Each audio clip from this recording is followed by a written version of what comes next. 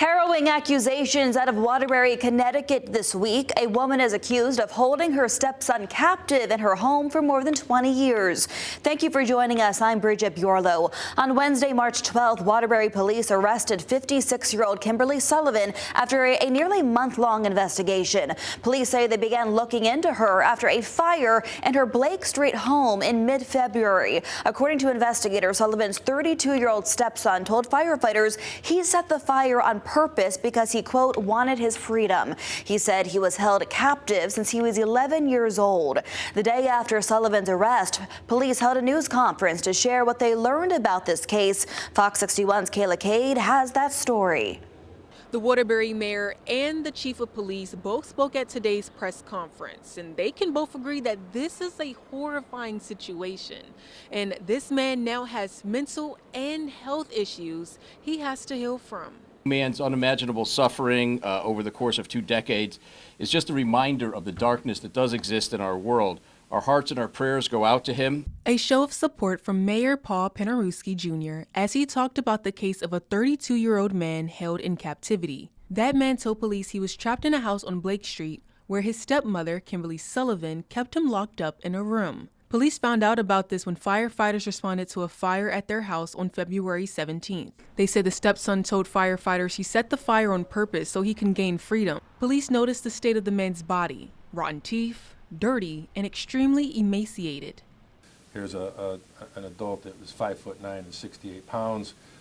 There's some apparent orthopedic issues. The room was very small. He was taken to the hospital for smoke inhalation. Police Chief Fernando Spagnolo said officers launched an investigation and they arrested Sullivan on Wednesday. In the arrest warrant, the man told police there was a lock on the outside of his bedroom door. That room did have exterior locks on it and a number of different styles of exterior locks.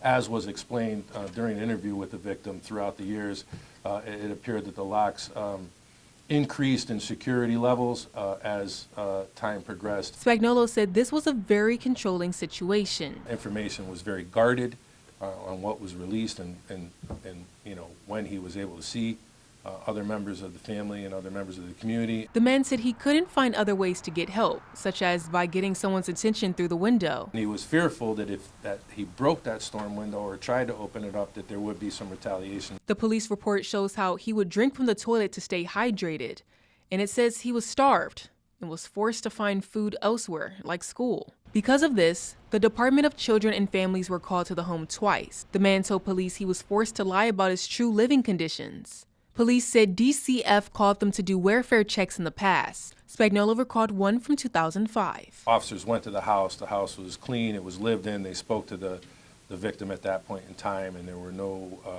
cause for any alarm or any conditions that existed that would have led officers to believe anything other than a normal childhood and a normal family existence was occurring. Police were called back in April, this time by the family who wanted to file a harassment complaint against the members of the school district. Saying that they were continuously reporting them to DCF and felt that they were trying to get the family in trouble and have the family investigated. We have no further information about where that went other than there was no proof provided by the family that there was any type of harassment that was occurring. The man told investigators he was pulled from school in the 4th grade because of DCF. Mayor Penarewski said city leaders will make sure the systems are working in the future. Do the checks, we can make sure that teachers, and administrators are looking out for children, notice some of the telltale signs. Sullivan will face a judge on March 26. In Waterbury, Kayla Cade, Fox 61. Thank you, Kayla. News of Sullivan's arrest and the story her stepson shared with firefighters took neighbors by surprise. Fox 61's Kay Pattyfoot spoke to some of those neighbors who said they never knew a boy lived there. Neighbors in Waterbury were stunned to hear a man told police last month he was held captive at his own home on Blake Street in Waterbury. I never in a million years would have thought that was happening across the street from me. It's hurting me, just to see that little boy, just there and being hurt. God knows what they did to him, Yeah. It's heartbreaking. Paula DePina says she used to live next door to the home where police say the man was held captive. She says she would see him in the windows and always thought something was off. He was always upstairs on the 2nd floor on the window like there, like looking like a little ghost. Like he was pale, like white. And then I'm like, I don't know why he doesn't, maybe he doesn't like to come out. But I never thought anything was wrong. Tapina says after hearing about the allegations, she would have called 911 sooner. Kimberly Sullivan, the man's stepmother, was arrested Wednesday on a number of charges, including kidnapping in the second degree and cruelty to persons. Her attorney, Ioannis Kaloidis, urges people not to jump to conclusions despite the allegations. All we have right now are allegations. And yes, sometimes allegations look bad, but that's why we have a process. And that's why we have a defense. And we intend to mount one in this case. And we intend to push back on all the allegations that have been made against her. According to the arrest warrant for Sullivan, the man details he was held captive, starved, and abused for the past 20 years. He told police investigators he was so hungry he would sometimes eat food out of the garbage at school. The warrant also details when he was a child, he was taken out of school after 2 DCF visits. He says a lock was put on his outside bedroom door. He got little to no sleep and went hungry, quote, all day, every day, my entire life. Shay Baker, his current next-door neighbor, remembers seeing him years ago. I was just in the backyard playing, and I looked up and saw a boy, and I waved at him. He smiled and waved back, and I hadn't seen him in the house or anywhere around since. So I just figured, like, was family visiting? Is it somebody that I made up? There was just no sign of him being there outside of that day. Neighbors say they wish they could have done something sooner. I've been out here I don't know how many times with the dogs cutting grass. If he would have just tapped on the window and said, help me, I could have helped him. Thanks, Kay. Kimberly Sullivan appeared in court on March 12th and was released on bond the following day. She and her attorney maintain her innocence and expect the case to go to trial. The case could be complicated, though, so Fox 61's Keith McGilvery sat down with attorney Ray Hassett to discuss how the legal system might handle the case. You and I spoke on the phone yesterday, went through this court paperwork together. The details here are out of a horror movie. I should say that they are allegations, but when you read through this, what was your gut reaction? So my gut reaction was the details are horrific. It's an 11-page warrant. I think there may be some additional investigation that needs to be done, and we can talk a little bit about that. But I think for the most part, you don't see these types of cases in Connecticut involving younger people, children or young adults. You see it more with older people, and in particular when family members take advantage of seniors. So in this particular case, it's really bad. Let's talk about the charges for a minute. The charges are 5 different charges. The totality of the charges is about 50 years of exposure. That would send this defendant to jail, theoretically, if she was convicted of all of them, for the rest of her natural life. And she'd be put in a 6x8 cell, which is a little bit larger than the room in which this victim has alleged to have been held in for the past 20 years.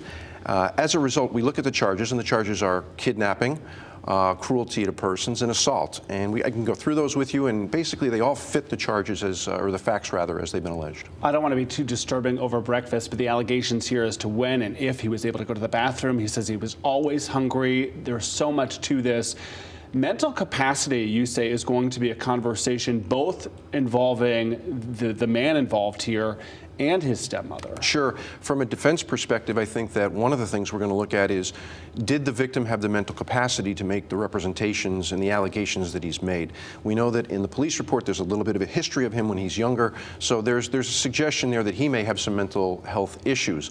Although I think he presented to both the fire department and the police department in a very coherent manner, so that question needs to be decided by some experts. But more importantly, I think the defendant, Keith, what would cause or create a person to do something like this from a young child, from age 11, for 20 years? Of course, then we get into what's the motive. The motive could be that she was looking for financial gain. Potentially, she was married to we believe the husband, her husband rather, was the father of the victim. Did he leave money to the child? Was she controlling the money? Was she getting benefits from the state or from the federal government? So it could be for financial reasons that she did this. That's something that needs to be investigated, I believe, a little bit further. We know the biological dad. Last year, we also learned that this individual may have had siblings. What is the stepmother's defense as you see it? Well, I'm not sure what her defense necessarily is going to be, other than it didn't happen, which is what her defense attorney has said, and that factually it's inaccurate. There is also the possibility that she may suffer from some mental incapacity herself, so that's something that the courts and her defense team will have to evaluate. DCF once again in the spotlight. We learned through this. I listened to an interview with this man's elementary school principal who said at 5 years old we knew there was a problem. In 5th grade we knew there was a problem. The principal says, I called DCF. Here we are 20 years later. Are records kept? Is there liability for DCF? What happens on that front? So from the statement that DCF made yesterday, they've indicated that their records don't exist anymore, and that's because allegations that were made involving this child were not substantiated, so they've eliminated, or by virtue of their policy, they've basically destroyed old records. That's not uncommon. It's a bit unusual that so many people were triggered back 20 years ago and provided information to DCF, and there wasn't an additional or a continual DCF investigation. Also, the educational system, he was pulled out of school. There's a little bit of a glitch in the law regarding, and especially 20 years ago, whether you had to report if you were homeschooling or you transferred to another school. So I think that the legislature is going to have to pick up on that and do some investigation themselves to determine whether we can restrict this in the future by having more regulation and more following through on people that transfer schools, especially young people that are in distress.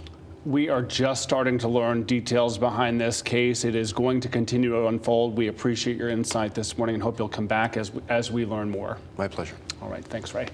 The alleged victim says he suffered 2 decades of alleged abuse that, according to police, included starvation and neglect. One Connecticut lawmaker is questioning how something could have gone on so long without any intervention. Fox 61's Jamel Johnson spoke to the lawmaker and found out more from the Department of Children and Families.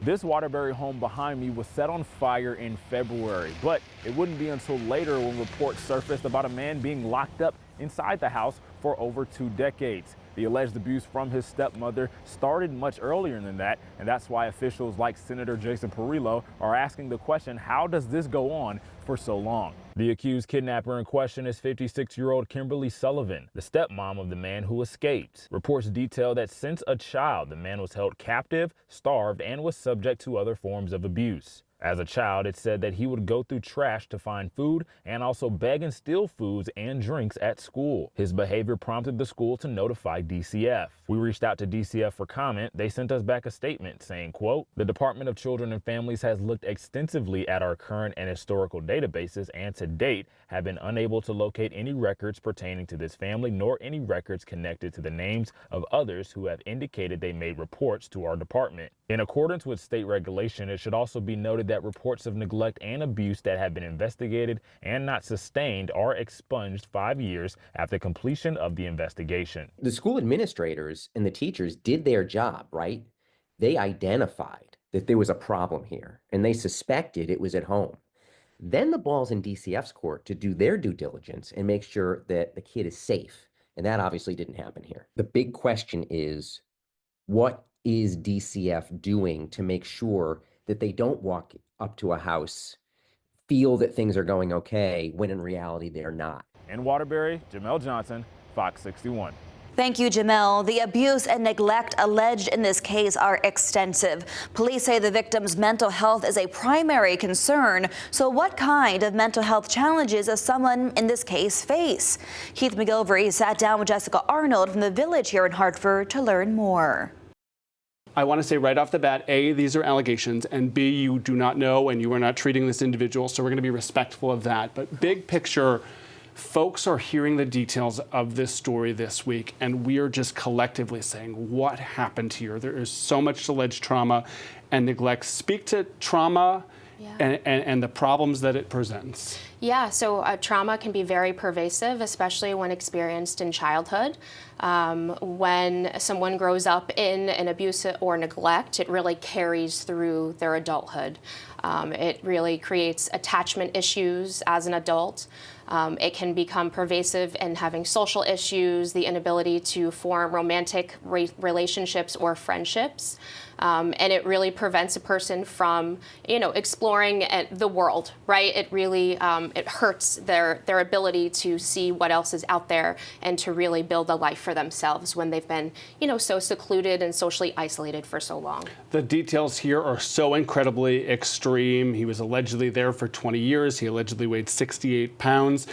Speak to the scope of trauma and neglect that you see, because I suspect that the picture is different from everybody. You not necessarily have to be left alone for 20 years to experience trauma. Absolutely, yeah. Trauma can come in all different forms, right? Abuse and neglect, two very different things. And so, you know, we see all different types of abuse and neglect, whether it be left alone, whether it be verbal or physical abuse, whether it be someone who, you know, a child left alone to essentially raise themselves, right? You know, we see a wide range of abuse at the village. We talk about kids getting the resources that they need when they experience something like this, but as somebody evolves into adulthood and they try to tackle their own trauma or insecurities or experiences in neglect, where do you even start with somebody who might come to you? Yeah, that's a great question. You know, when an adult comes in for treatment at the village, we really look to do, you know, an assessment, an overall evaluation of what's going on for them, what they're experiencing, and kind of getting a very current snapshot of their needs, right? And then at the village, we offer a lot of trauma work, a lot of individual therapy using EMDR, that's a buzzword, right? And then we also offer groups, coping skills groups that are dialectical behavior therapy based. We also offer emotional management support. And then we have a robust team of clinicians and case managers and recovery support specialists for those that may be, not only are they experiencing chronic mental health issues, but they're also experiencing substance misuse. I have sat on this couch long enough, you have been in this industry long enough to know that there is somebody watching this morning who has experienced trauma or neglect and maybe a full-grown adult and has not said a word to anyone since it happened. Speak directly to that individual. What should she or he know this morning? That you are cared for, that there are tons of people that are waiting for you to step into their office and talk about the hurt that you've experienced and begin the journey to heal. Because that is, you know, it just takes one day and one person to connect with you, and they're waiting there, they're out there for you, they want to support you, and you just have to be brave enough to take that first step. So let's make sure people have the resources that they need. If either they or someone they know needs love, needs love, yes, but also needs support. They're watching this morning, they say, what do I do? Yes. What does somebody do? Yes, well, you can give us a call at the village. We offer adult outpatient treatment. Our office is on Wethersfield Ave in Hartford, so you're more than welcome to join us there, come in person, or you can go to thevillage.org and get all the information that you need. We are grateful for the work that you're doing. We already have contact information for the village on our website, fox61.com. I hope you'll stay in touch. This is a conversation that's just starting. Absolutely. Thank you. Thank you for being here. We will continue to follow this difficult story, and we'll bring you the very latest on Fox 61 Plus and fox61.com. For now, I'm Bridget Bjorlo. Thank you for joining us.